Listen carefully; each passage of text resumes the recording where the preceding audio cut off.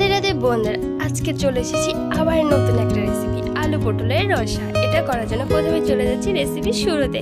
এখানে আমি আলু আর পটল নিয়ে নিয়েছি, এটাকে আমি খুব ভালো মতো ধুয়ে নিয়েছি। এরপর আমি ভালো মতো কেটে নিয়েছি ঠিক এরকম সাইজের, আর একটুখানি আদা নিয়ে নিয়েছি। এখন আমি কড়াইয়ের মধ্যে দিয়ে দিচ্ছি পরিমাণ মতো তেল। তেলটা একটু বেশি দিয়েছি, আর কড়াইটার জন্য তেলটা কতটুকু দিয়েছি বোঝা যাচ্ছে না। এরপরে এর মধ্যে দিয়ে দিচ্ছি পটলগুলো, দেওয়ার সাথে সাথে না তেল খুব ছিটছিল। এরপরে এর মধ্যে দিয়ে দিয়েছি নুন আর হলুদ।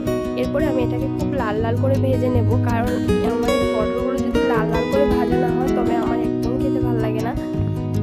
এরপর পটলগুলো নামিয়ে রেখে ওই কড়াইয়ের মধ্যে দিয়ে দিচ্ছি আলুগুলো। এখন আলুগুলো কিন্তু আমি নুন আর হলুদ দিয়ে ভেজে নিচ্ছি, আর আলুগুলোও আমি একটু লাল লাল করে ভেজে নেব। এরপর ভাজা হয়ে গেলে আমি উঠিয়ে রেখে এই কড়াইয়ের মধ্যেই আমি দিয়ে দেবো সামান্য দিয়ে তেজপাতা আর গোটা গরম মশলা দিয়ে এখন এটাকে আমি খুব ভালো মতো ভেজে নেব। যখন লাল লাল হয়ে যাবে তখন এর মধ্যে দিয়ে দেবো আদা কুচি, আর আদাটা কিন্তু ভালো মতো ভেজে নেবো, নয়তো কাঁচা গন্ধ আসে অনেক সময়। এখন যখন আদাটা ভালো মতো ভাজা হয়ে গেছে তখন এর মধ্যে দিয়ে দেবো জিরে গুঁড়ো, ধনে গুঁড়ো আর সামান্য পরিমাণে জল, যাতে মশলাটা পুড়ে না যায়।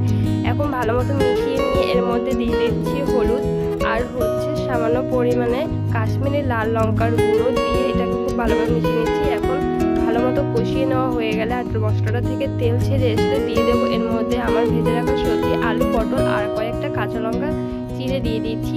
এখন এই মশলাটার সাথে আবার ভালো মতো কষিয়ে নিচ্ছি।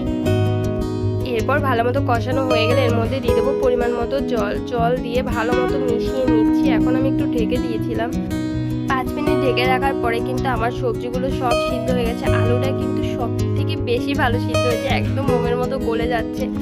এরপরে আমি একটু ঝোল ঝোলিয়ে রাখবো, কারণ এটা আলু পটলের রসা, তাই অনেকটা ঝোল থাকাকালীনই আমি দিয়ে দিচ্ছি গরম মশলার গুঁড়ো দিয়ে আমি এটাকে নামিয়ে ফেলছি। যদি আমার ভিডিওগুলো ভালো লাগে তবে আমার চ্যানেলটাকে সাবস্ক্রাইব করবেন, লাইক কমেন্ট করে পাশে থাকবেন শেষ পর্যন্ত দেখার জন্য।